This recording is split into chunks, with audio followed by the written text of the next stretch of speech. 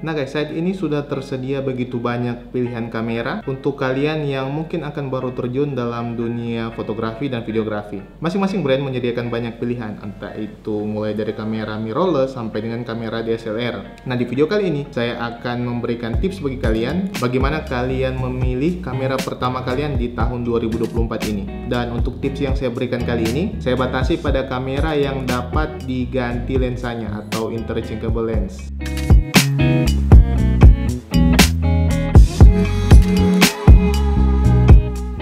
Untuk tips yang pertama, tentunya kalian harus menentukan budget kalian. Kalian dapat membeli kamera dengan budget mulai dari jutaan, puluhan juta, bahkan sampai ratusan juta. Nah, tentunya semakin besar anggaran yang bersedia kalian keluarkan, tentunya pilihan kalian akan semakin fleksibel. Kemudian biaya lainnya yang juga perlu kalian pertimbangkan antara lain untuk membeli aksesoris kamera, mulai dari lensa, memory card, speedlight, audio, gimbal, filter, dan lain sebagainya, yang nantinya akan menunjang fungsi dari kamera kalian. Dan memang tidak dapat dipungkiri biaya untuk hobi atau profesi di bidang foto maupun video memanglah tidak murah. Nah, bila budget kalian terbatas, kalian dapat mempertimbangkan untuk membeli kamera secara second. Di samping hal ini tentu saja dapat menekan biaya. Membeli kamera dengan kondisi second seringkali dapat menguntungkan kalian. Kalian dapat membeli kamera dengan spek yang cukup bagus, namun dengan harga yang tidak terlalu mahal. Namun tentu saja kalian perlu memperhatikan kondisi dari kamera second tersebut. Kalian mungkin dapat mengecek jumlah shutter count dan kondisi fisik dari kamera yang akan kalian beli. Nah, bila ditanya berapa budget ideal untuk kalian membeli kamera di tahun 2024 ini, menurut pendapat saya, budget tersebut berada di kisaran 15 juta rupiah, bisa kurang atau lebih. Nah, ini dengan mempertimbangkan penggunaan jangka panjang dari kamera yang nantinya akan kalian beli. Nah, di budget 15 jutaan ini sudah terdapat beberapa kamera seperti Sony A6400, Sony A6600, Canon EOS RP, Fuji X-T3, Nikon Z50, dan mungkin ada beberapa kamera lainnya yang tidak dapat saya sebutkan. Anggap saja kalian membeli kamera ini sebagai investasi ke depan. Siapa tahu dengan hobi yang akan kalian mulai ini, kalian dapat menghasilkan pendapatan ekstra untuk kalian. Jadi pikirkan ini sebagai investasi jangka panjang.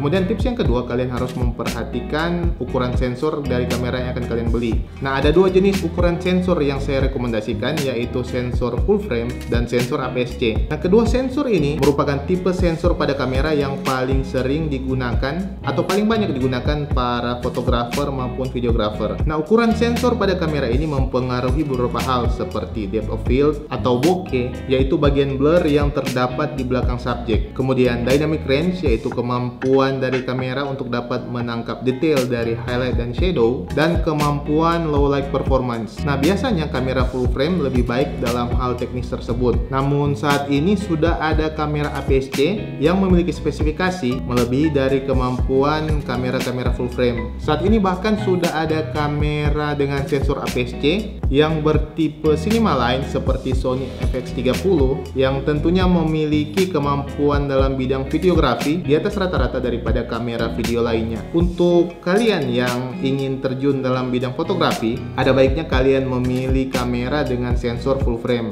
Kemudian biasanya harga dari lensa-lensa full frame lebih mahal jika dibandingkan dengan kamera APS-C. Jadi kalian perlu mempertimbangkan hal tersebut jika kalian ingin memilih kamera dengan tipe full frame. Nah, kemudian yang ketiga yaitu kalian dapat mempertimbangkan fitur pada kamera. Nah, fitur-fitur ini dapat kalian kategorikan untuk kebutuhan apa kamera ini kalian beli. Apakah kalian lebih ke arah fotografi, ataukah kalian lebih ke arah videografi, ataupun kalian yang ingin kamera yang dapat digunakan dalam hal foto maupun video.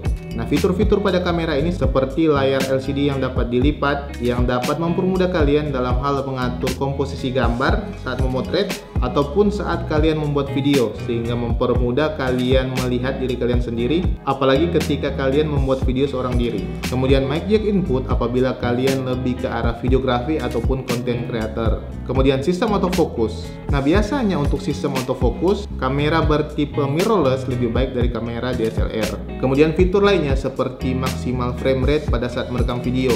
Sangat disarankan untuk penggunaan videografi, pilih kamera yang dapat merekam frame rate sampai dengan 60 fps pada resolusi Full HD. Kemudian resolusi video juga dapat kalian pertimbangkan apakah kamera tersebut dapat merekam video sampai 4K ataukah kamera tersebut hanya dapat merekam sampai dengan 1080 atau Full HD. Kemudian ukuran megapiksel jika kalian lebih ke arah fotografi. Untuk ukuran megapiksel dapat mempermudah kalian saat kalian akan melakukan cropping pada gambar yang telah kalian ambil, sehingga nantinya kalian dapat mengatur komposisi gambar kalian pada saat proses editing. Kemudian fitur lainnya juga seperti low profile untuk melakukan color grading pada video kalian.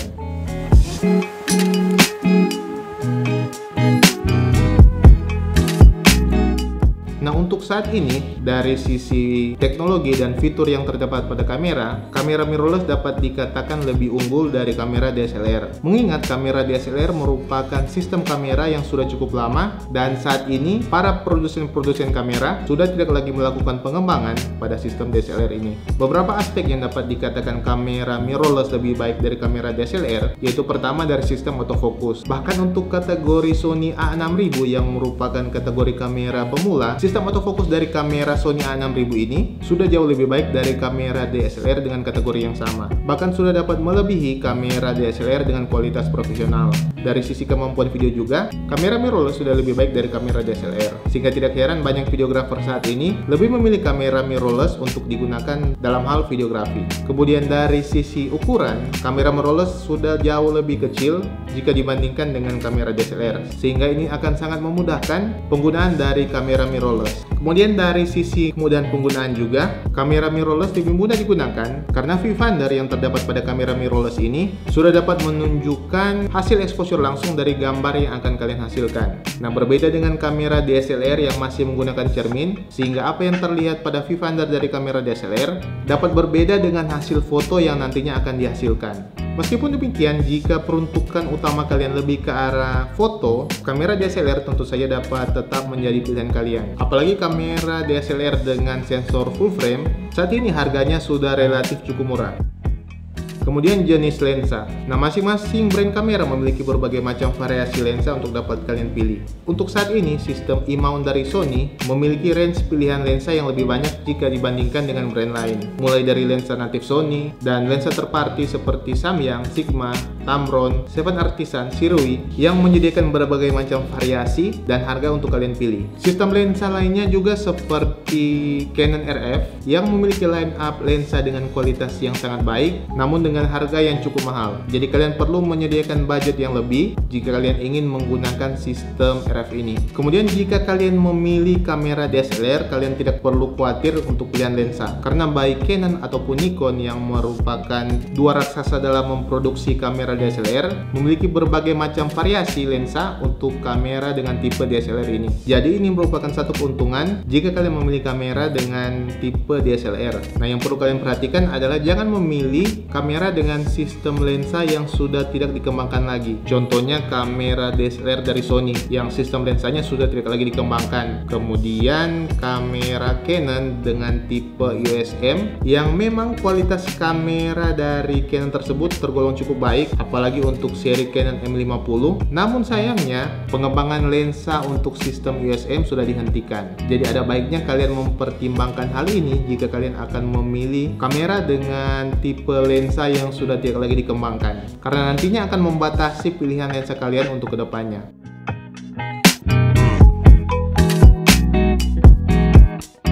Nah, mungkin itu saja 5 tips yang dapat saya berikan untuk kalian jika kalian akan membeli kamera pertama kalian. Silahkan like, komen, dan subscribe jika kalian merasa video ini bermanfaat. Sampai jumpa di video selanjutnya. Bye.